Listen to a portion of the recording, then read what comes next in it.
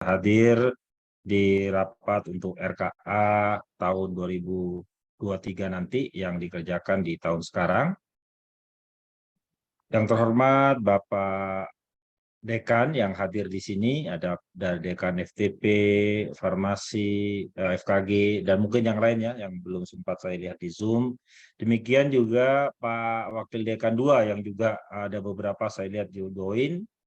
Kemudian Bu Biro 3 yang juga sudah join di tengah-tengah kita, para ketua lembaga atau yang mewakili atau yang ditunjuk, dan juga perwakilan dari kampus Bondowoso, Lumajang, dan Pasuruan yang juga hadir di tengah-tengah Zoom ini.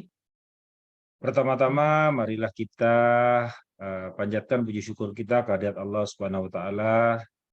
Alhamdulillah kita pada pagi menjelang siang ini masih diberi kesehatan, kesempatan oleh Allah untuk bisa bertemu secara daring. Moga-moga ini akan bisa menjadi lebih efektif di tengah kesibukan Bapak Ibu semua, terutama para dekan, ketua lembaga, dan wakil dekan yang hadir, termasuk juga perwakilan kampus yang ada di Bondowoso, Lumajang, dan Pasuruan. Bapak Ibu yang saya hormati, beberapa hal mungkin yang sedikit berbeda dibandingkan dengan tahun sebelumnya itu adalah saat ini alhamdulillah kita sudah turun SK Remonnya, itu yang remunerasi itu yang juga perlu kita syukuri. Moga-moga di tahun mendatang ini sudah bisa diimplementasikan. Tentu di tahun ini kita akan melakukan simulasi, tapi insya Allah mungkin tahun depan. Sehingga tentu Bapak Ibu juga dalam perencanaan, terutama aktivitas-aktivitas apa yang penting, termasuk juga kebijakan yang untuk meningkatkan harapan kita semua. Jadi kemarin ada beberapa kebijakan yang dikelola Pak Rektor. Pertama, tahun ini yang istilahnya unit kerja dengan kinerja terbaik itu akan the best ya, itu akan memperoleh 10% di awal, tambahan 10% dari pagunya. Tetapi nanti yang akan ingin meraih 10%, nah usahakan Bapak Ibu sudah mulai merencanakan agar di triwulan ketiga dana Bapak Ibu sudah habis gitu, sehingga nanti tambahan 10% itu bisa diraih untuk pengadaan atau kegiatan-kegiatan yang ada di triwulan keempat. Jadi harapan kita dengan itu maka kinerja kita akan semakin baik. Dan juga saya ingatkan Bapak Ibu sekalian, para pimpinan, bahwa kita sebenarnya sudah bisa nanti beraktivitas, melakukan apa yang sudah kita rencanakan di 2003 itu mulai dari 1 Januari gitu ya, secara implementatifnya. Tapi perencanaan-perencanaan misalnya ada seperti saya tahu di farmasi. Nah, secara administrasi mungkin kaitannya dengan renovasi gedung dekanat itu yang memang belum sampai saat ini belum punya gitu ya. Karena saya tahu dulu waktu saya jadi dekan juga kita mengutamakan pelayanan mahasiswa. Nah, monggo nanti Bapak Ibu sekali lagi juga saya ingatkan seperti yang arahan Pak Rektor agar pada penganggaran ini utamakan dulu yang merupakan basic need-nya ya, primary service-nya apa, pelayanan dasarnya apa, itu semua tercover. Jangan sampai ada pelayanan-pelayanan kelas yang tidak optimal, atau bahkan mungkin kalau di eksakta yang ada praktikum itu tidak terdanai praktikumnya, itu jangan sampai. Jadi usahakan itu dipenuhi dulu, baru nanti Bapak Ibu bisa menentukan prioritas keduanya apa, secondary need-nya. Baru kalau memang dananya lebih gitu ya, seperti FISIP yang kemarin naik, ataupun juga mungkin fakultas-fakultas besar seperti FKIP gitu kan. Nah, itu baru bisa ngambil yang lebih ini lagi gitu ya, yang lebih baik lagi. Termasuk juga hati-hati Bapak Ibu dalam merencanakan pembangunan gedung, karena saya masih lihat ada banyak pimpinan unit kerja yang masih ingin membangun gedung.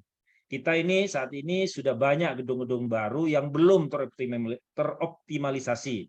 insya Allah Pak Rektor sudah meminta saya, kemudian juga bidang 2 untuk mengoptimalisasi gitu ya, sehingga Bapak Ibu benar-benar fokus utamanya bisa ke peningkatan layanan utama. Yang kedua, kegiatan-kegiatan yang mendukung IKU. Termasuk kemarin yang juga diingatkan oleh Bu WR2 kaitannya dengan konsinyering gitu ya. Jadi kalau konsinyering itu tidak biasanya ini kalau ada tren gitu ya, kalau susah menghabiskan dana itu mesti larinya ke konsinyering ya. Kalau itu tidak terlalu, nah sebaiknya mungkin lebih ke apa yang lebih bisa bermanfaat lah untuk kita semua sehingga layanan kita akan semakin meningkat. Terutama Bapak Ibu yang mungkin di tahun ini belum mengajukan untuk akreditasi internasional, tapi Bapak Ibu sudah memperoleh akreditasi A, seperti yang saya lihat, ada FKG di sini, Pak Hardian, yang sudah unggul akreditasinya, itu saya kira memang sudah waktunya untuk mulai menyiapkan untuk akreditasi internasional, demikian juga farmasi, gitu kan, dan teman-teman lain yang sudah akreditasi unggul, gitu ya, dan itu efeknya memang nanti akan ke pelayanan kita ya, karena kan istilahnya seperti saya katakan tadi, pelayanan-pelayanan yang harus disediakan ketika kita mau mengakreditasi unggul itu akan disediakan. Seperti misalnya yang mungkin Bapak Ibu perlu perhatikan, salah satunya adalah sarana dan prasarana yang ada di lab terutama yang juga bisa diakses oleh difabel gitu ya. Kalau di lantai 2, lantai 3 ya monggo kalau memang perlu untuk pengadaan lift dan seterusnya, nah itu dipersilahkan. Yang penting memang pengadaan-pengadaan itu memang sangat mendukung IKU yang Bapak Ibu tetapkan.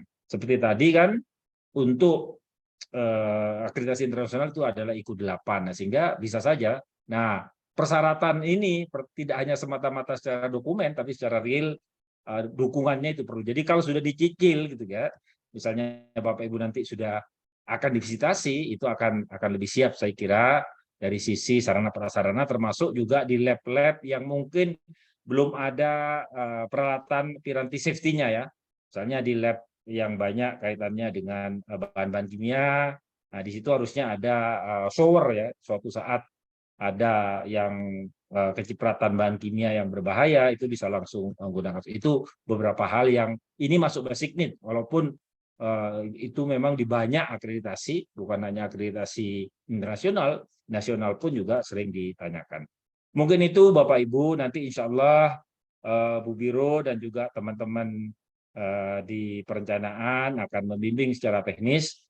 Harapan kita semua nanti juga akan berpengaruh pada kinerja Bapak Ibu dan semakin berkurangnya revisi ya. Karena kemarin itu saya mencatat masih banyak revisinya gitu ya.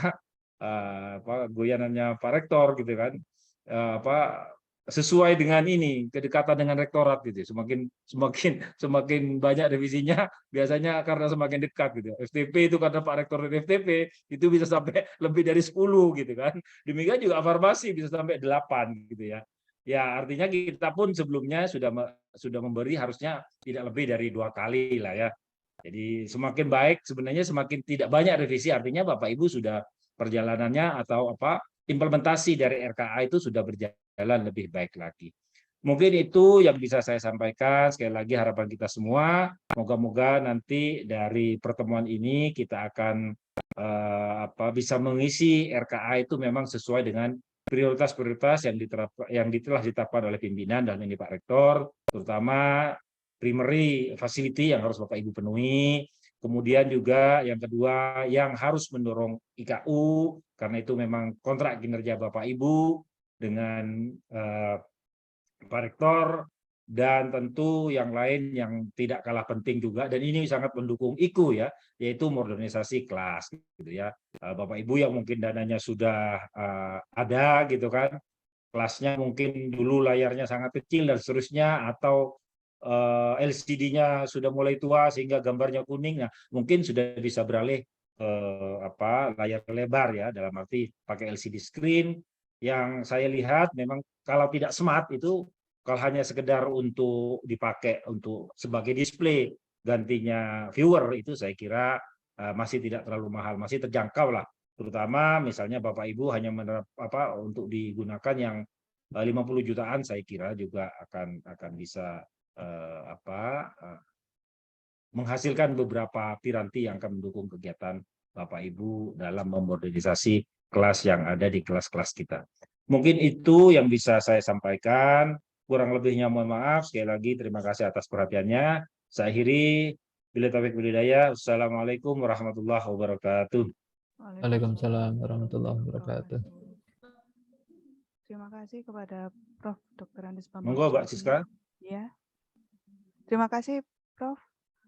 Terima kasih pada Prof. Dr. Bambang Kuswandi, MSc PhD. Selanjutnya kita akan memasuki pada acara inti hari ini, yaitu penjelasan teknis, penyusunan rencana kerja dan anggaran unit kerja Universitas Jember tahun 2023 yang akan disampaikan oleh Wakil Koordinator Perencanaan Program dan Anggaran, Novan Aulia Rahman. Kepada Bapak Novan, dipersilakan. Terima kasih Mbak Siska. Bismillahirrahmanirrahim. Assalamualaikum warahmatullahi wabarakatuh. Salam sejahtera, salam sehat bagi kita semuanya. Yang kami hormati Bapak Wakil Rektor 3, Prof. Bambang Kuswandi, Ibu Kepala Biro, Ibu Endang, lalu kemudian Bapak Ibu Dekan yang hadir di sini, dan Bapak Wakil Dekan 2 yang kami hormati, dan rekan-rekan yang ditugaskan untuk merencanakan kegiatan di unit kerja. Mohon izin Bapak Ibu semuanya untuk menyampaikan penyusunan RKA 2023. Harapannya dengan adanya pertemuan awal, ada hal-hal yang bisa kami perbaiki, masukan dari Bapak Ibu, sehingga nantinya akan memperbaiki kualitas perencanaan kita. Mohon izin share. File ini juga bisa diakses. Saya kirimkan di chat ya Bapak Ibu. Di unet.id/rka Fak 23.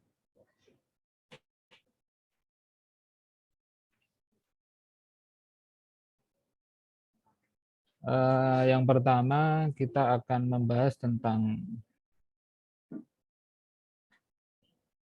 logika atau alur ya penyusunan rencana kerja tahun 2023 dan kebijakan yang disampaikan Pak Rektor kemarin. Harapannya dengan pemahaman yang sama, dengan persepsi yang sama, kita mengharapkan output yang sama dan lebih baik daripada tahun kemarin. Ini kita bagi dalam 3 tahap begitu ya, kondisi saat ini, lalu kebijakan apa yang disampaikan pimpinan, lalu kemudian dampak yang diharapkan. Yang pertama, kondisi saat ini, bahwa kita menyadari bahwa tidak semua unit kerja, prodi, lab, subbagian terlibat dalam perencanaan tahunan di unit kerja. Sehingga dari sini perencanaan kurang mencerminkan kondisi real yang bisa jadi menyebabkan tingkat perubahan revisi dalam pelaksanaan anggaran itu menjadi tinggi. Salah satunya mungkin kita lihat dari RUP yang kita rilis tahun 2022 itu banyak perubahan. Lalu kemudian yang kedua, ada persepsi yang penting dapat pagu dulu begitu ya. Nanti detailnya belakangan. Sehingga bisa kita simpulkan secara sederhana, perencanaan kita masih berdasarkan pada pagu ya, bukan pada kinerja, bukan pada aktivitas bis begitu ya. Kemudian yang ketiga, sistem input membutuhkan waktu dan biasanya dikerjakan satu operator di Simangga begitu ya. Inputnya butuh waktu, apalagi kalau bareng-bareng itu bisa operatornya bisa lembur begitu ya. Kemudian dari sisi rektorat, hal-hal yang terjadi di unit kerja akhirnya berdampak juga di level rektorat, sehingga harus melakukan revisi berkali-kali untuk melakukan penyesuaian di tingkat universitas. Kemudian yang kedua, karena perencanaan tadi masih pokoknya pagunya masuk dulu, sehingga akhirnya pelaksanaan anggaran menjadi lambat. Nah, yang seharusnya ke depan kita harus perbaiki menjadi perencanaan berbasis kinerja. Yang ketiga, belum adanya analisis risiko dalam mencapai target kinerja. Nanti kita akan bahas detailnya dengan Bapak Ibu yang ada di SPI terkait analisis risiko ini. Kemudian yang keempat, muncul banyak kesalahan karena yang penting angka masuk dulu di Simangga di poin 3 ini, ya, sehingga kemudian ada akun yang salah gitu, atau bahkan ada akun anggaran yang terlewat yang tidak dianggarkan begitu. Misalkan yang terakhir kemarin kegiatan mahasiswa baru. Nah, sehingga dari kondisi saat ini kita dapatkan kebijakan dari pimpinan. Yang pertama, mengharapkan perencanaan ini dikerjakan secara kolaboratif. Mulai dari level subunit kerja, ya dari prodi, dari lab gitu ya, untuk mendapatkan kondisi real yang dibutuhkan dan mengkonfirmasi kemampuan dalam mencapai target kinerja yang ditargetkan di unit kerja. Sehingga nanti dampak yang diharapkan dari sini adalah kebutuhan prodi, subunit kerja sebagai ujung tombak pelaksanaan program itu terpenuhi. Hingga kemudian peluang tercapaian indikator kinerja juga semakin tinggi. Adanya kolaborasi mulai dari level terbawah ini harapannya mempermudah kerja pimpinan dan operator yang mungkin dulu hanya dikerjakan segelintir orang saja perencanaan itu gitu ya. Hingga kemudian nanti di level universitas, di level unit kerja itu hanya membutuhkan proses verifikasi. Mana skala prioritas yang akan dilaksanakan tahun ini 2023, atau nanti misalkan pagunya nggak cukup bisa kita geser ke 2024 dan seterusnya. Ya, sehingga kemudian penganggaran kita berbasis pada kinerja gitu ya. Perencanaan tidak dibatasi oleh pagu. Yang penting standar capaian kerjanya apa, nanti baru kita posting nih anggarannya. Ini bisa kita lakukan tahun ini enggak? Oh, enggak bisa. Kalau enggak bisa, kita bisa ngambil sumber dana dari mana? Gitu. Apakah PHLN misalkan, apakah dari insentif IKU, ada juga alokasi dari BPTN misalkan, gitu ya. Yang penting kita punya perencanaannya terlebih dahulu. Dan itu sesuai dengan standar capaian kinerja yang mau kita capai, misalkan lab, ASEAN, berbasis internasional tadi seperti yang disampaikan Prof. BK tadi misalkan.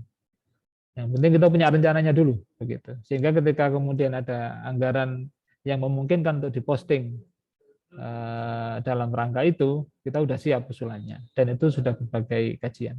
Berbeda ketika persepsi kita nunggu pagu dulu lalu kemudian kita baru dadak merencanakan, ya artinya dampaknya pada kualitas perencanaan kita yang kurang bagus.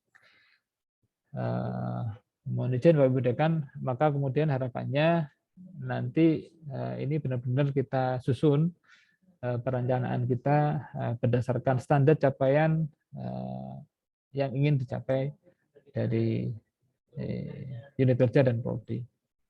Kemudian yang kedua, memungkinkan adanya kejelasan distribusi capaian target kinerja.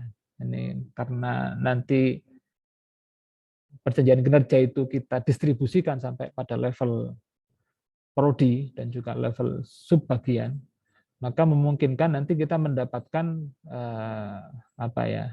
distribusi capaian target kinerja dan dukungan anggaran pada masing-masing subunit kerja prodi. Misalkan prodi A dengan capaian ASEAN, akreditasi ASEAN 2023 anggarannya sekian, itu pasti akan berbeda dengan prodi yang tidak melaksanakan akreditasi ASEAN dan seterusnya. Jadi memungkinkan dengan model saat ini, dengan template yang kita sampaikan nanti, penganggaran itu sampai pada level prodi. Prodi A, B, C dapat anggaran berapa, target kinerja yang mau dicapai apa, gitu. Sehingga di level unit kerja itu bisa memudahkan dalam pengendalian. Nah, sehingga dampaknya nanti di level universitas, di level doktorat, kita bisa mudah melihat postur anggaran itu real sesuai dengan kebutuhan yang ada di bawah, dengan memastikan program prioritas rektor terakomodasi dalam kebijakan anggaran di unit kerja. Jadi nanti memungkinkan kita dengan pemahaman postur anggaran gitu ya, mana yang buat pembelajaran, mana yang perkantoran, mana prioritas buat layanan sarpras, laboratorium, tadi bahan praktikum dan seterusnya gitu, itu akan memudahkan kita ke depan melihat kondisi realnya bagaimana. Kemudian yang kedua, kita ingin menghadirkan kemudahan dalam perencanaan di Simangga ya, dengan adanya template Google Sheet dan fitur import. Harapannya dengan cara seperti ini kita dapat meningkatkan kualitas perencanaan kita dan harapannya capaian kinerja juga meningkat. Kemudian juga akselerasi percepatan pelaksanaan anggaran ya dengan kegiatan yang berdasarkan pada analisis itu dan pada capaian target kinerja itu bisa kita lakukan sejak awal gitu karena memang real begitu. Real dilaksanakan dibutuhkan oleh unit kerja. Ini kondisi saat ini, kebijakan dan dampak yang diharapkan. Moga-moga kita punya persepsi yang sama dari sini dan kami amat sangat membuka masukan-masukan hal-hal yang dialami unit kerja sehingga kemudian bisa memudahkan dalam perencanaan dan menghasilkan kualitas perencanaan yang lebih baik. Selanjutnya di poin 3 ini di bawah bisa langsung kita klik ininya di level 2. Tahapan dalam perencanaan kinerja tahun 2023. Saat ini kita pada tahap persiapan untuk training for trainer penyusunan RKA dengan petugas perencana unit kerja. Jadi nanti mohon Bapak Ibu mengirimkan, nanti kita akan ada pelatihan TFT untuk masing-masing unit kerja. Sehingga nanti trainer tersebut dapat melatih di masing-masing untuk memastikan bisa dioperasionalisasi dengan baik penyusunan RKA-nya. Kemudian setelah TFT selesai, petugas perencana akan melakukan workshop penyusunan RKA dengan stakeholder di unit kerja, prodi, subbagian akademik, keuangan, kepegawaian, umper, laboratorium, dan seterusnya. Unsur-unsur yang terkait dalam perencanaan dilibatkan semuanya untuk berkolaborasi menyusun RKA melalui Google Sheet, dan ini memungkinkan. Kalau yang dulu secara sistem mungkin di Simangga terbatas, kalau yang di sini memungkinkan semuanya bareng-bareng berkolaborasi untuk melakukan perencanaan. Tetapi tetap nanti unit kerja punya hak untuk verifikasi mana yang akan diprioritaskan dan mana yang akan dilaksanakan tahun berikutnya dan seterusnya.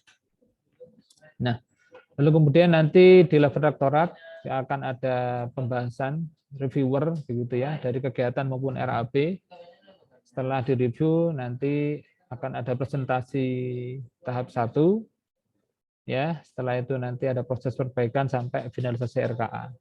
Nah, nanti di presentasi tahap 1 ini outputnya nanti ada catatan hasil review sehingga dapat dijadikan dasar untuk melakukan perbaikan dan finalisasi RKA sehingga nanti outputnya adalah dokumen usulan RKA unit kerja yang nanti akan disampaikan pada saat Rapim. Mohon izin berikutnya, Bapak Ibu Dekan, ini kita membahas tentang keterkaitan rencana universitas dan unit kerja. Kita ingin pastikan program-program dan indikator kinerja yang ada di universitas juga terlaksana dan terdistribusi dengan baik targetan sampai pada level unit kerja. Yang pertama-tama di sini ada turunan program ya dari universitas ke unit kerja di sini. Universitas ini punya program dan sasaran Renstra. Yang sasaran ini nanti outputnya menjadi indikator yang menjadi perjanjian kinerja antara pimpinan unit kerja dengan rektor. Lalu program dari universitas juga turun menjadi program yang ada di fakultas, sehingga kemudian muncul kita ada istilah payung kegiatan ya. Lalu dari payung kegiatan tersebut ada sub kegiatan, di mana sub kegiatan tersebut mencapai pada indikator kinerja. Ini yang berbeda dengan tahun sebelumnya, di mana indikator kinerja itu nempel pada kegiatan, namun belum sampai pada rincian anggaran biaya. Kalau sekarang sub kegiatan ini nempel mohon maaf, indikator kinerjanya nempel pada anggaran, sehingga nanti ketahuan kira-kira anggaran untuk mencapai IPU 1, IPU 2, IPU 3 sampai IPU 8 itu ada berapa sih daya dukungnya dari sisi anggaran. Karena nanti nempel di sub kegiatan. Jadi di RAB kita nanti bisa dilingkan, bisa kita profile begitu ya. IPU 1 itu anggarannya berapa dan seterusnya. Nah, dari sisi rencana kinerja, indikator kinerja, perjanjian kinerja ini tadi, nanti ini di breakdown targetnya sampai pada level sub unit kerja.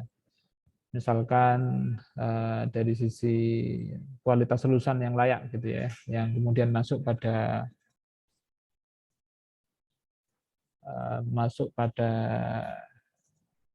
perguruan lanjutan perguruan tinggi, terus kemudian wirausaha juga yang kemudian diserap di tenaga kerja dengan upah 1,4 lebih dari UMR misalkan gitu ya. Nah, nanti di breakdown gitu ya, prodi A targetnya berapa, prodi B target berapa, prodi C target berapa, yang itu juga menjadi dasar pengalokasian anggaran dari masing-masing subunit kerja. Nah, nanti dari payung-payung kegiatan ini juga dievaluasi, monggo bisa menggunakan evaluasi EMI atau akreditasi borang atau evaluasi dari capaian rencana kinerja sebelumnya begitu. Prinsipnya kita mengetahui kondisi sekarang, lalu kemudian untuk mencapai rencana kinerja, ini analisis risiko apa saja yang kira-kira muncul. Sehingga itu menjadi rekomendasi hal-hal yang ada ditindaklanjuti dalam sub kegiatan tersebut. Nah, kira-kira contohnya ada di bawah ini. Mohon izin, mungkin kalau kurang tepat nanti bisa dikoreksi juga. Prinsipnya kita ingin adanya keterkaitan dan turunan range dari universitas sampai prodi ini terlink gitu ya dalam perencanaan kita. Misalkan kita let's say ada peningkatan kualitas dan relevansi gitu ya. Yang ini masuk pada target IPU 2, mahasiswa meraih prestasi tingkat nasional.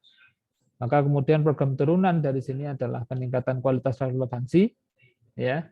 Lalu kemudian kita cek di sini capaian, kita kecilkan dulu. Di sini capaian indikator partisipasi mahasiswa di PKM rendah misalnya, evaluasinya gitu ya. Nah, ternyata di situ kita analisis kenapa rendah gitu ya. Apa hal yang menjadikan IPU 2 ini nggak tercapai? Ternyata tidak ada pembimbingnya mahasiswa gitu. Kemudian juga mungkin HR pembimbing sedikit jadi kurang semangat gitu. Atau mungkin alokasi anggaran untuk mahasiswa sedikit untuk kegiatan lomba. Nah, maka di sini menjadi rekomendasi-rekomendasi yang item ini, analisis risiko ini menjadi item rekomendasi dalam menyusun sub unit kerja ini, sub kegiatan ini begitu ya. Maka kemudian nanti di anggaran harus muncul misalkan posting honor pembimbing PKM gitu ya. Ada usulan di mana memberikan honor yang layak dan seterusnya begitu ya. Nah, dari sisi capaian itu ini juga nanti ada breakdown prodi A untuk kualitas peningkatan kualitas dan relevansi nanti itu prodi A punya target 4 mahasiswa, prodi B punya target 6 mahasiswa dan seterusnya. Sehingga nanti ada keterkaitan dan kita bisa justifikasi bahwa kegiatan ini indikator yang dicapai apa, lalu kemudian daya dukung anggaran yang disiapkan apa saja. Ini Bapak Ibu keterkaitan rencana universitas dan unit kerja, sehingga harapannya benar-benar nanti bisa terpotret gitu ya daya dukung di unit kerja sampai sub unit kerja, sehingga juga jelas capaian kinerjanya seperti apa. Dari sini mungkin ada masukan dari Bapak Ibu sebelum kita teknis ke template RKA 2023. Disilakan mungkin biar enggak sepi. Mungkin ada ya, masukan. Pak Novan, saya Pak Novan dari FPP. Monggo, Pak Novan. Monggo Pak Dekan, Pak Bambang. Ye. Silakan. Ini terima kasih, ini sudah dijelaskan bagaimana alur penyusunan RKA. Ini yang ingin saya tanyakan, apakah nanti dokumen yang kita ini ya, dokumen itu apa juga perlu digambarkan seperti alur yang dicontohkan itu, dokumennya maksudnya. Oh, Jadi ya. apakah seperti itu atau cukup narasi atau apa gitu? Matur nuwun, Mas Novan. Oke, matur nuwun, Pak Dekan, Pak Bambang. Dokumen nanti ada di sini, cukup di Excel, nanti di template saja, Pak Dekan. Jadi kalau sisi dokumen nggak ada perubahan dari yang kemarin, sama. Jadi kita hanya bicara kerangka persepsi supaya ada kesamaan begitu, Pak Dekan, sehingga harapannya ini mengakomodir hal-hal yang kita perlu perbaiki dari sebelumnya. Begitu. Jadi kalau dokumen sama seperti yang kemarin, nggak ada perubahan, dan kita malah menginginkan adanya kemudahan tadi dengan adanya fitur import yang ada di Simangga. Jadi nanti cukup mengerjakan di Excel, Google Sheet tadi yang kita sampaikan nanti. Setelah itu kami yang akan proses import ke Simangga. Oke, siap, matur nuwun. Oke, Mas. matur nuwun. Dari Pasca, Mas Novan. Mohon izin Pak Budi, kita dahulukan dari FKG dahulu yang sudah raisen nggih, Pangapunten. Manten iki Pak Budi nggih. Matur nuwun Pak Budi. Matur nuwun Pak Novan. Assalamualaikum warahmatullahi wabarakatuh. Waalaikumsalam warahmatullahi wabarakatuh. Pak Novan ingin mohon pencerahan di dalam penyusunan keterkaitan rencana universitas dan unit kerja. Pada unit kerja itu kan proseduralnya dari program restoran fakultas, payung kegiatan, kemudian juga menggunakan evaluasi EMI. Nah, kalau pola EMI yang lama itu kan tidak sesuai dengan indikator kinerja utama IKU. Kalau tahun yang lalu kami menggunakan audit mutu internal sebagai dasar EMI-nya.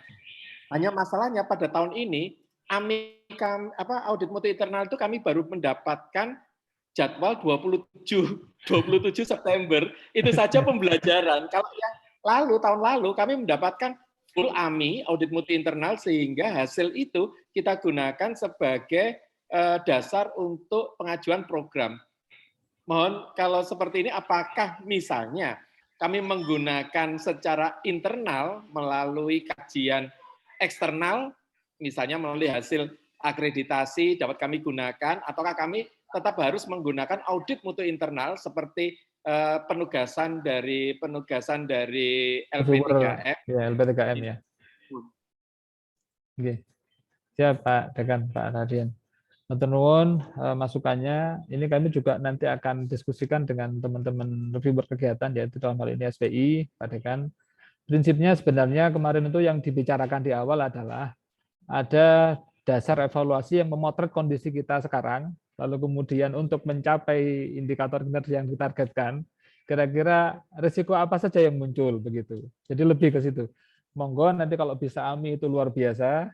Kalau misalkan adanya adanya itu evaluasi internal misalkan itu dipakai juga, monggo nanti akan kami sampaikan lebih lanjut kira-kira. Yang penting kemarin itu secara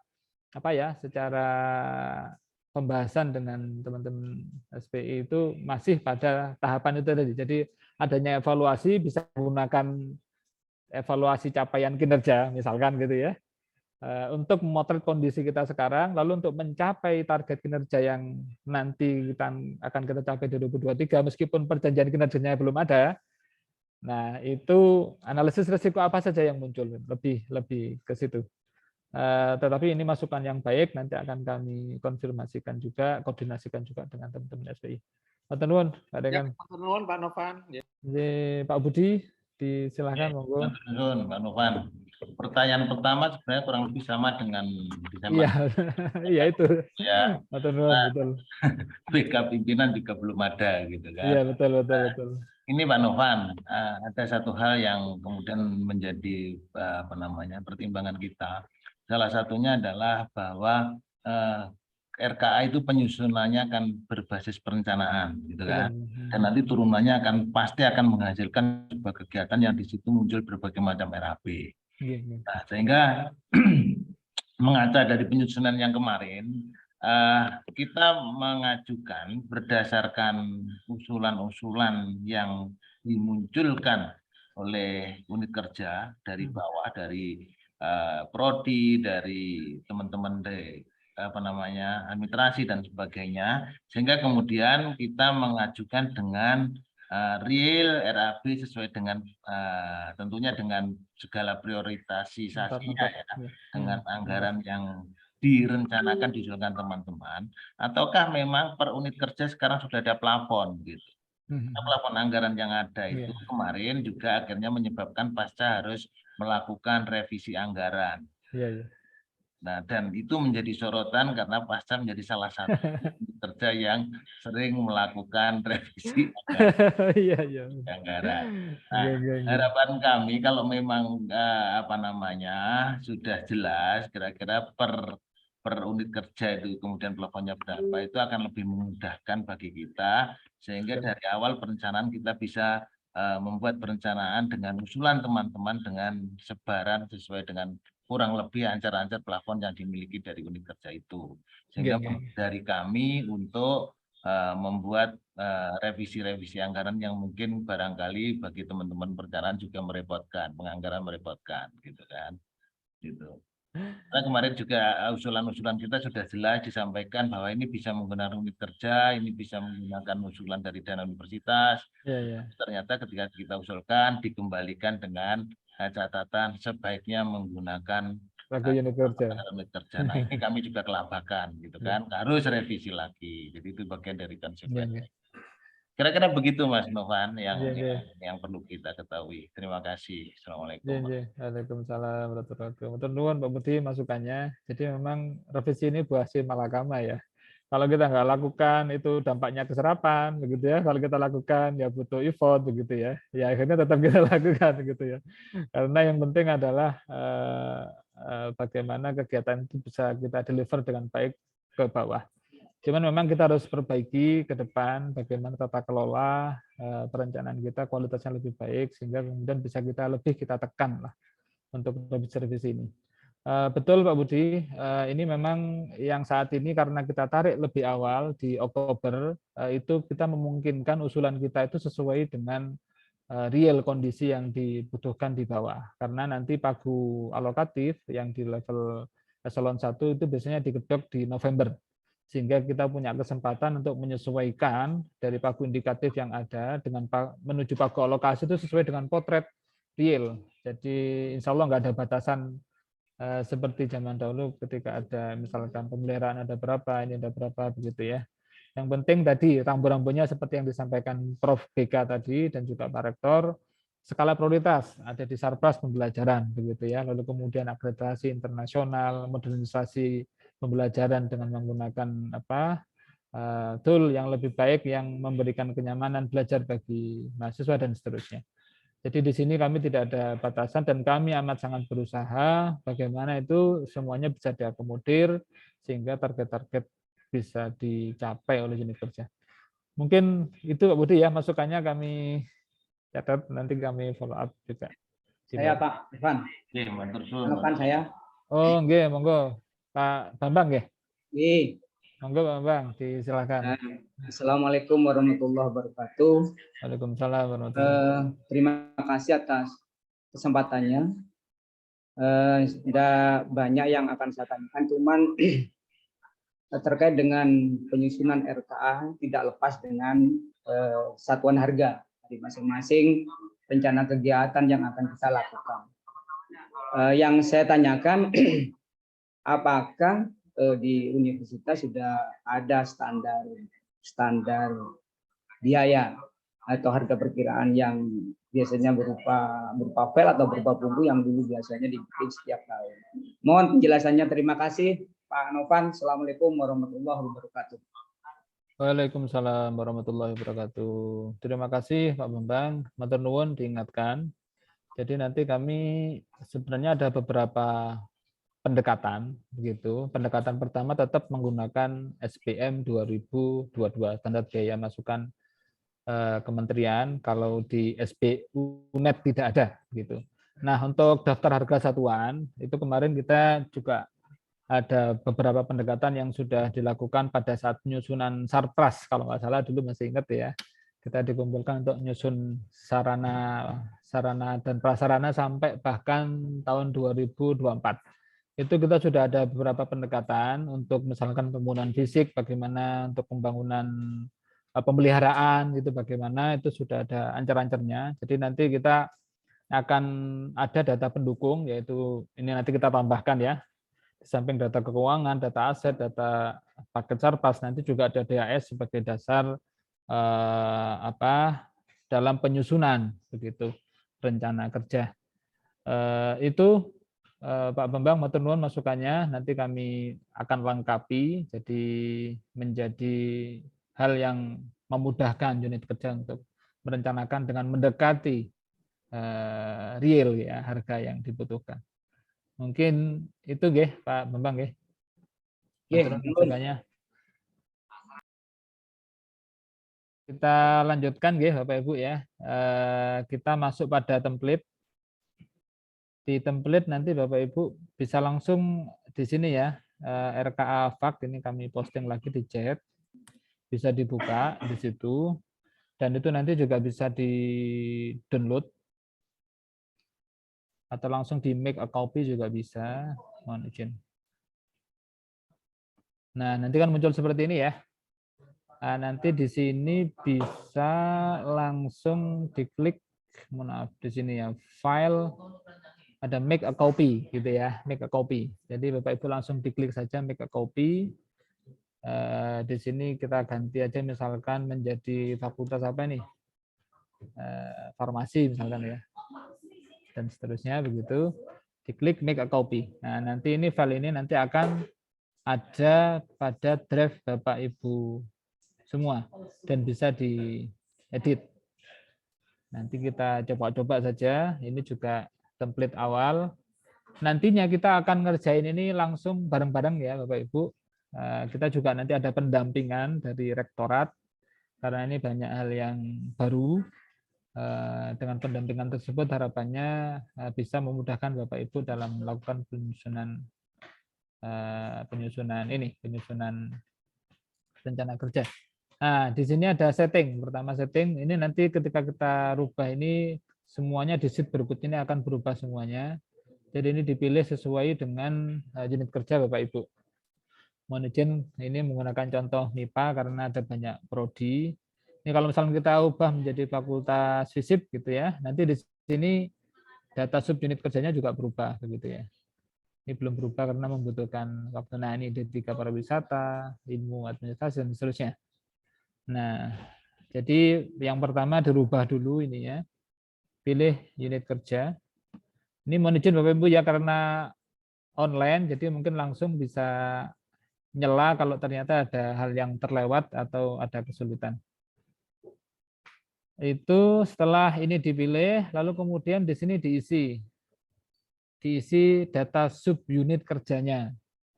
Ya, kalau dekanat kan bawahnya ada 3 biasanya ya, ada subak akademik, ada keuangan, ada umum perlengkapan, begitu ya.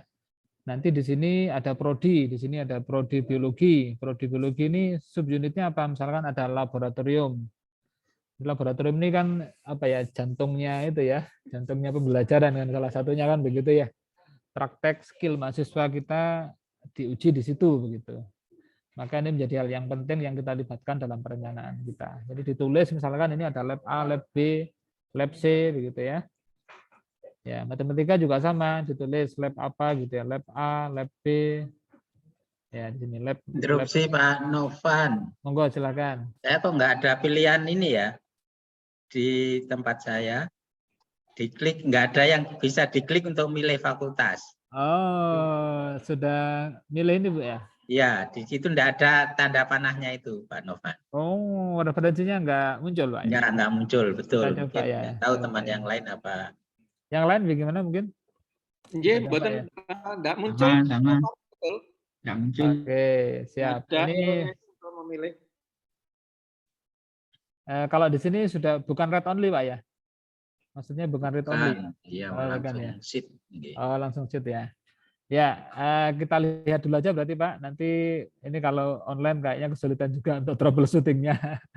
Prinsipnya nanti di sini bekerja seperti itu. Jadi nanti di sini mengisi lab matematika gitu ya, sampai seterusnya begitu ya, sehingga di sini terbreakdown subunitnya apaan aja di sini begitu ya, dan ini boleh ditambah, ini ditambah sampai bawah juga boleh. Nah, yang kuning-kuning ini artinya yang diisi nanti Bapak Ibu. Nah, setelah setting ini selesai, kita langsung ke master plan. Master plan ini fungsinya buat apa? Yang pertama karena ini tuntutan dari Dikti, jadi kita diminta di level rektorat universitas untuk menyusun master plan yang itu representasi dari unit kerja. Jadi mulai dari visi misi, kemudian di sini ada profil umum kondisi tahun sekarang, ya. Kalau misalkan nggak ada akreditasi fakultas, nggak ada ya, berarti ini dikosongin aja Pak, dilewatin saja, dikosongin saja. Terus kalau di sini ada program studi terakreditasi A, gitu ditulis berapa nilainya. Misalkan ada 3 begitu ya. Ada di sini B ada 2. Nah, tinggal diisi aja. Diisi ini sampai ada target RPJM ya tahun 2024 sampai 2028. Ini perkiraan saja. Ini enggak kami rubah datanya dari Dikti seperti ini, dari Sisarpras. Ini saya kira penting karena ke depan Dikti itu tidak menggunakan basis proposal untuk pengajuan alat-alat dari berbagai sumber dana kayak PHLN, mungkin dari BPTN, dari apa gitu ya. Jadi melihatnya mereka dari sini aja begitu ya. Alat analisis sebagai dasar untuk menentukan apakah ini visible diberikan dana atau tidak.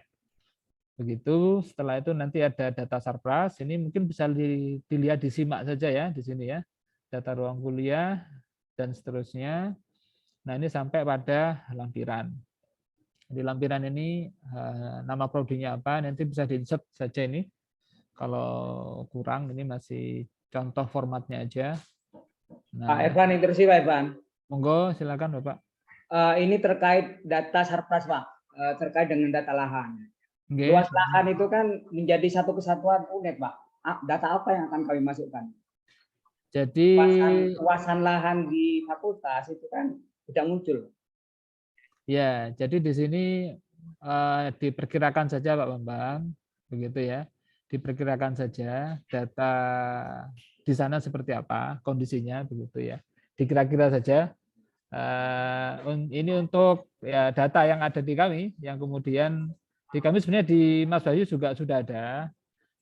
Di Mas Bayu juga sudah ada dari data BMN. Ya, cuman kita ingin membreakdown dari pandangan unit kerja bagaimana kondisi di sana begitu, sehingga kita punya potret.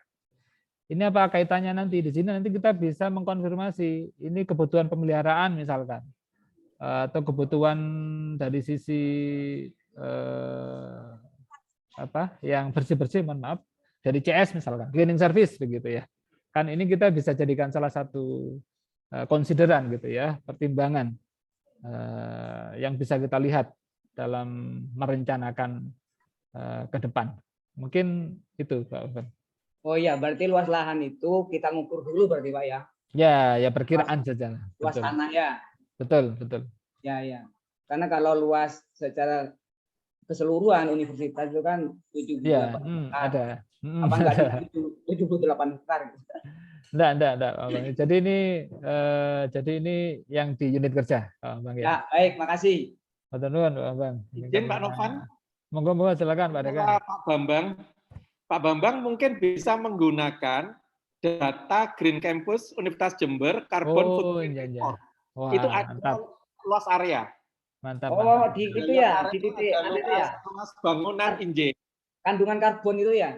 Iya betul, itu setiap fakultas sudah ada. Jadi data yang dimasukkan itu benar-benar mendekati real lah daripada mengukur. Ya, betul. Ya, siap. Makasih. Ini cuman data dokumennya kan enggak ada. Ini kan bicara data kan bicara dokumen. Apakah boleh saya kirim ke chat Pak Bambang? Siap. Sangat siap.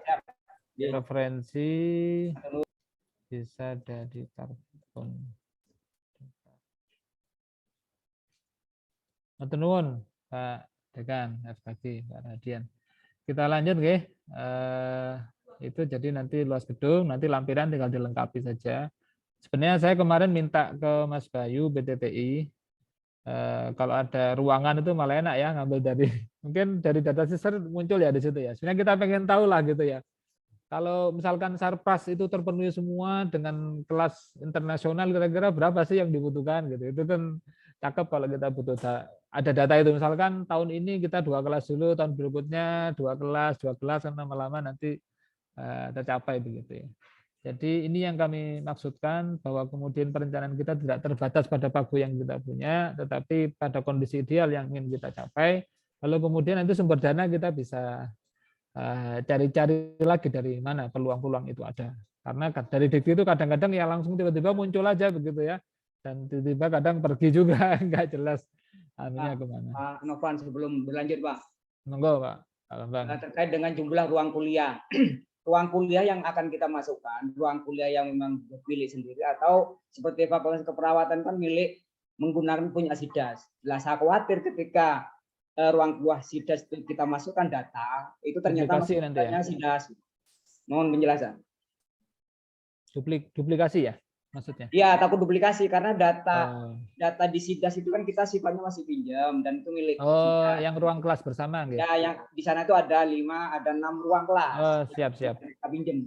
Mohon izin Pak Bang, mungkin dikasih keterangan di sini pinjam gitu aja Pak. Nanti kita identifikasi. Siap. Yang penting kita mendapatkan persepsi ruang di SIDAS itu layak apa enggak sih gitu. Salah satunya kan dapat konfirmasi dari unit kerja gitu. Kasih. Matur nuwun. Nah, kita lanjutkan.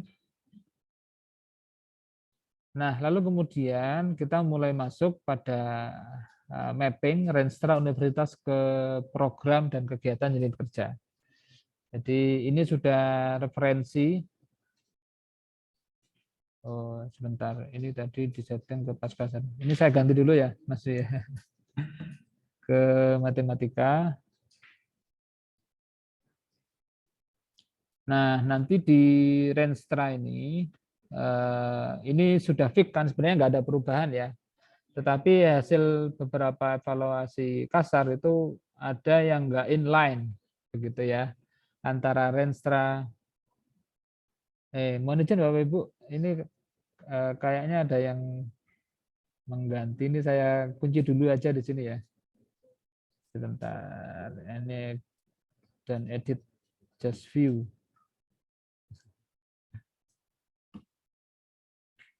Oke. Mohon izin.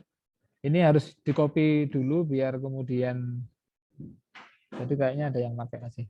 Oke, nggak apa-apa. Nah, kita kembali lagi di Renstra ini untuk memastikan bahwa program kegiatan kita itu inline dengan Renstra Universitas.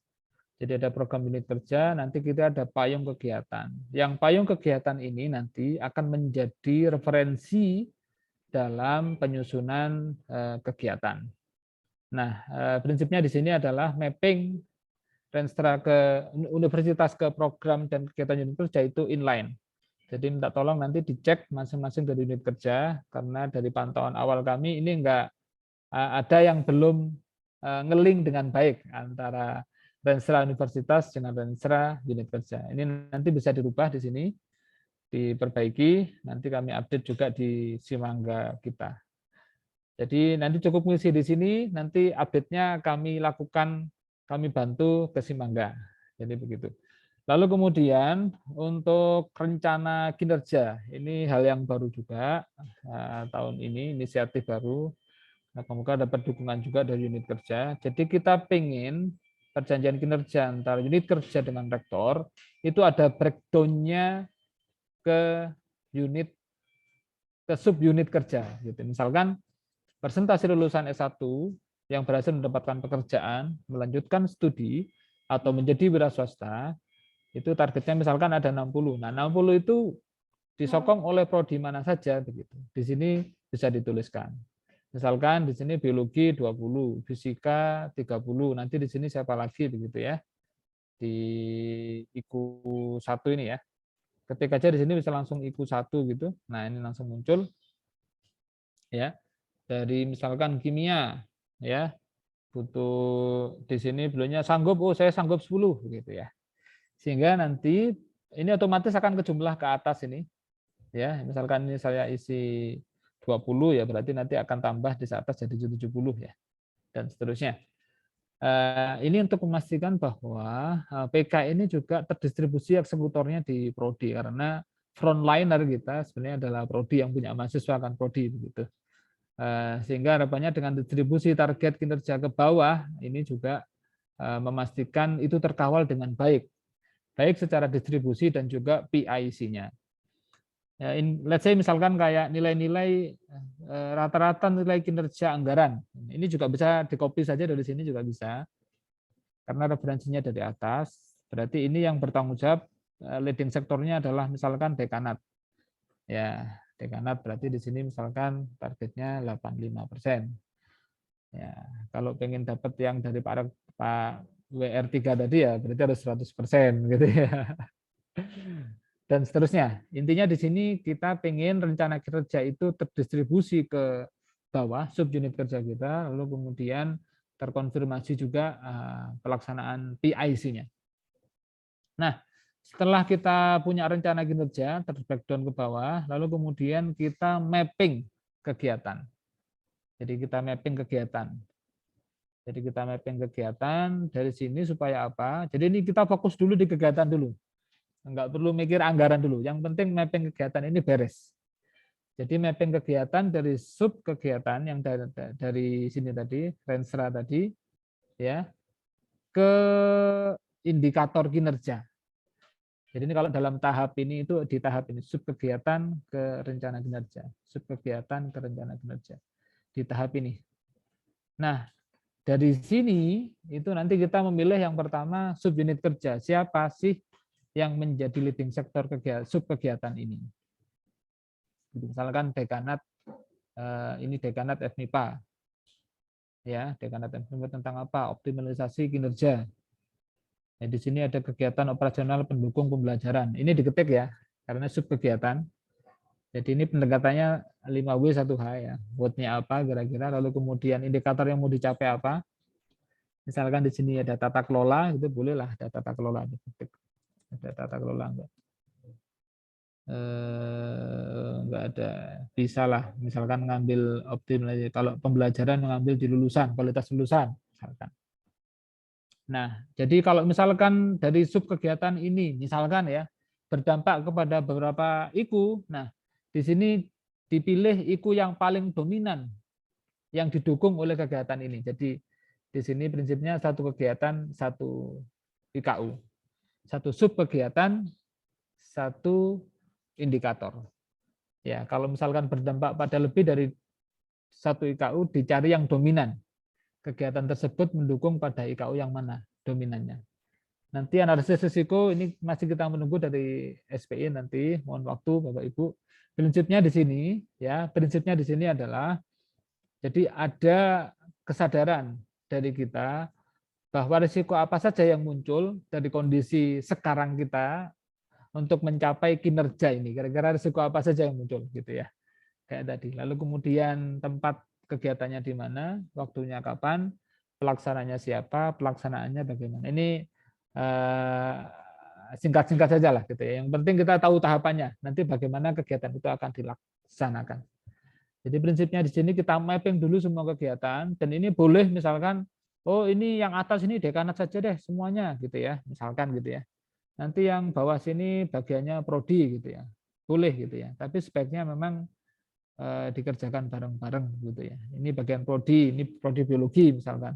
Oh nanti row 40 ini bagiannya fisika misalkan gitu ya. Jadi ini bisa dikerjakan bareng-bareng Bapak Ibu. Ya, bisa dikerjakan bareng-bareng dan nanti tetap verifikasi skala prioritasnya ada di fakultas. Ya, ada di fakultas. Sehingga harapannya dengan pekerja bareng-bareng ini memudahkan unit kerja untuk menyusun perencanaan sesuai dengan kondisi real. Setelah mapping ini selesai, nah baru kita bicara RAP. Nah di RAP ini kita di sini diminta untuk ini saya hidden aja, ini hanya referensi aja biar nggak bingung. Jadi kita diminta milih tadi di sini, kalau di sini dicek di sini ada di subkegiatan ini anggarannya apa. Begitu. Jadi kalau di Simangga dulu itu ada nggak Simangga ini? Kita cek aja misalkan. Di Simangga zaman dahulu. Kita lihat sambil menunggu. Itu hanya ada rincian. Nanti ke depan kita desain sampai pada subunit kerja. Mohon maaf, bukan subunit kerja, subkegiatan. Ya, subkegiatan ini anggarannya apa saja. Ya. Subkegiatan itu anggarannya apa saja. Begitu. Jadi misalkan ini terkait dukungan layanan pembelajaran, kegiatan operasional pendukung pembelajaran. Ini apaan aja sih gitu ya. Di sini ada kegiatan sehari-hari, ada pemeliharaan, ada fotokopi, konsumsi rapat dan seterusnya ya. Ini bisa di-copy saja dari file yang sebelumnya ya, nggak perlu input satu-satu begitu. Dan dijustifikasi sesuai dengan kondisi yang dibutuhkan oleh unit kerja. Nah, namun yang paling penting pada saat menyusun anggaran ini adalah pemahaman terhadap postur anggaran di nomor 6 ini. Nah, ini postur anggaran. Postur anggaran itu apa sih? Rangkuman informasi anggaran alokasi unit kerja. Maksudnya poin-poin ini tuh untuk apa sih begitu ya? Untuk mencapai apa gitu? Untuk kegiatan apa? Nah, let's say misalkan ada pengadaan peralatan pembelajaran gitu ya. Nah, ini belanja modal. Nah, ini keterangan anggaran ini ya.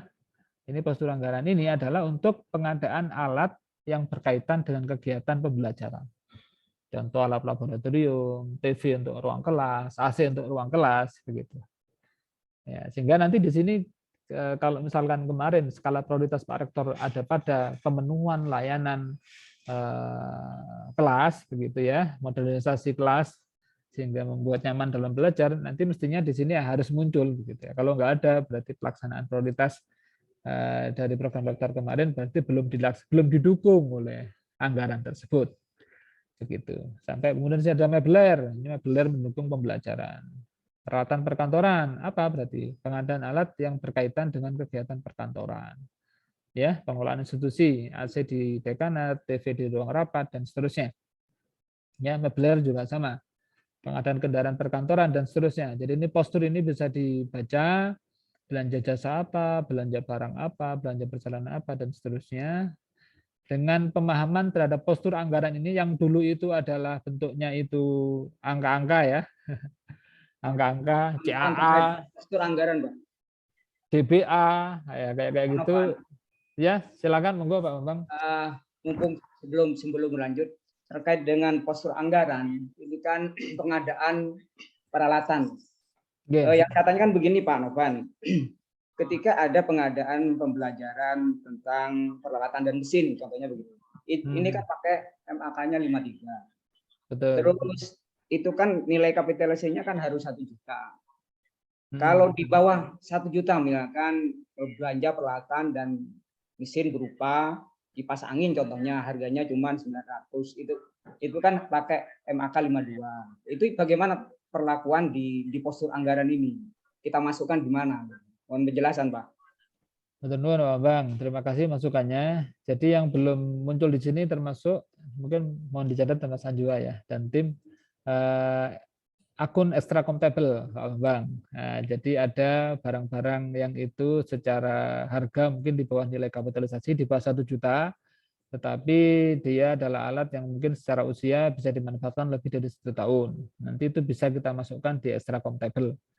Nanti akunnya ada di bawah nanti Pak Bambang. Ya, kalau yang di sini nanti khusus belanja modal yang nilai kapitalisasinya di atas 1 juta.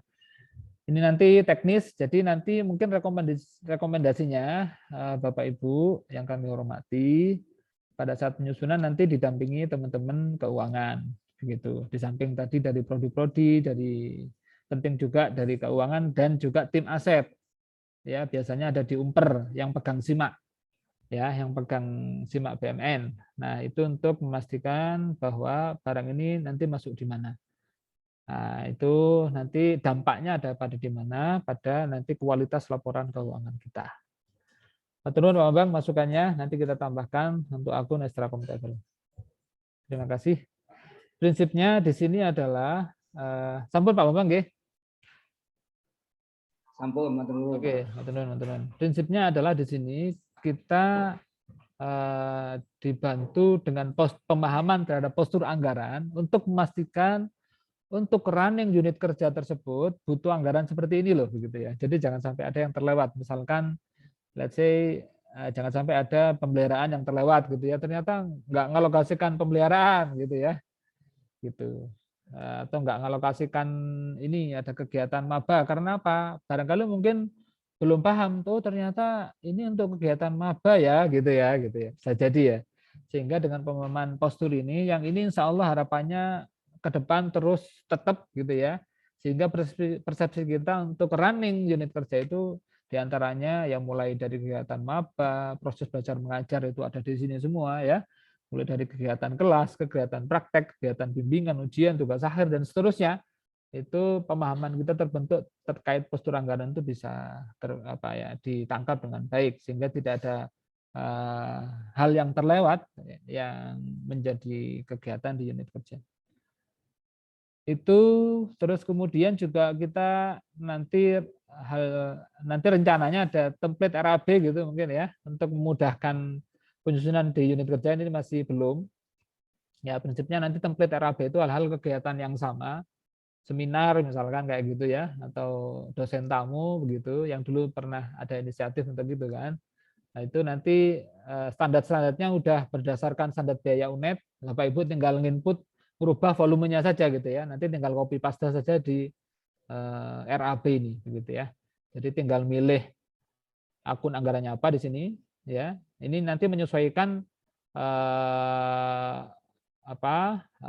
postur anggaran dari masing-masing unit kerja begitu ya. Lalu kemudian juga sub kegiatan apa, nanti yang rincian biaya sampai sini tinggal copy paste berdasarkan justifikasi kebutuhan unit kerja. Kira-kira demikian, moga-moga bisa dapat dukungan dari Bapak Ibu dari unit kerja dan harapannya ini benar-benar memudahkan sehingga dengan demikian kualitas perencanaan kita ke depan lebih baik. Nanti rencana dari sini kita akan dapat report per sub unit kerja itu dapat alokasi berapa. Misalkan kalau teknik misalkan elektro dapat berapa, ini dapat berapa, ini dapat berapa. Yang dulu sempat ditanyakan gitu ya. Gimana sih cara pengendalian dari masing-masing prodi tersebut begitu ya. Nah, ini nanti dengan demikian akan muncul prodi A anggaran sekian, indikator kinerja yang akan dicapai ini, lalu kemudian kegiatan sub kegiatannya apa saja itu akan tampil. Demikian Bapak Ibu, ada yang ditanyakan dari sini? Sebelum dilanjut Pak, Monggo, Pak. Ini loh Pak, punyaan saya itu sudah saya buka caklik di setting itu, itu sudah ganti fakultas keperawatan dan sudah ganti secara otomatis ganti. Namun konten isi dari ininya itu masih MIPA. Oh ya nanti diganti aja Pak. Ini boleh dihapus ini, boleh dihapus. Oh boleh dihapus ya? Boleh dihapus. Ini boleh dihapus. Oke, makasih. Boleh ya, disesuaikan, boleh banget, Ya, makasih Pak. Sami-sami ya Bang. Jadi ini boleh dicoba-coba Pak ya, bahkan mungkin memberikan masukan pada kami amat sangat berterima kasih karena ini perencanaan kita bersama dan kita berharap dengan partisipasi dari Bapak Ibu ini amat sangat meningkatkan kualitas perencanaan kita ke depan. Mohon izin, apakah ada yang ditanyakan lagi? Ini nanti kami ada tim juga yang akan mendampingi Bapak Ibu. Yang penting sekarang Bapak Ibu persepsinya adalah punya persepsi yang sama terkait tadi perencanaan dan macam-macam tadi, terkait kebijakan dan macam-macam sehingga satu tujuan lah gitu ya, bagaimana kita akan menyusun RKA. Lalu kemudian kita juga punya pemahaman yang sama kira-kira data apa saja yang dibutuhkan, nanti bagaimana mengisinya dan seterusnya. Nah, tetap nanti dalam pelaksanaannya kita ada tim pendamping dan juga nanti ada sesi, ya, ada sesi nanti dalam penyusunan itu bersama-sama kita kumpulkan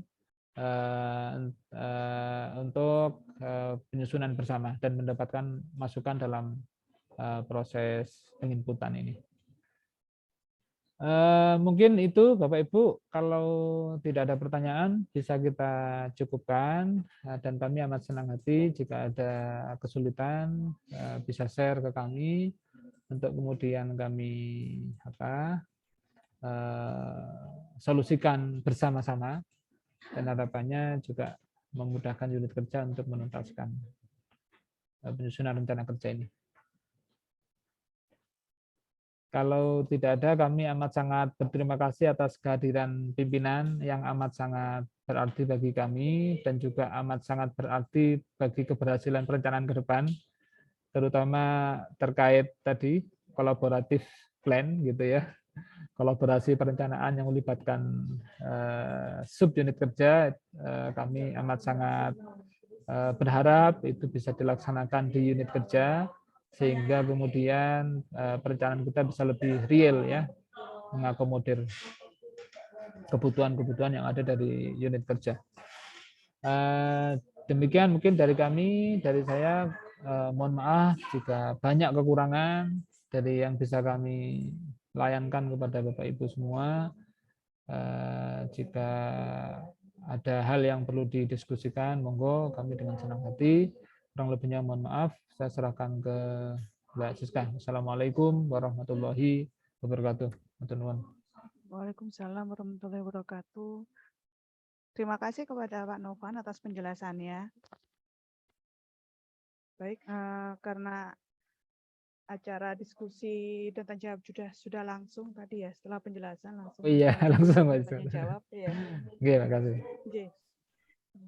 Kalau memang tidak ada pertanyaan dan itu sudah cukup, maka kita bisa mengakhiri untuk kegiatan acara hari ini. Kepada Prof. Bambang Kuswandi, kepada Ibu Endang selaku Kepala Biro, kepada para peserta, kepada Bapak Dekan, kemudian Wakil Dekan 2 juga, kemudian kepada Bapak Direktur Pasca Sarjana, para Ketua Lembaga, dan para koordinator. Terima kasih atas kehadirannya untuk acara hari ini.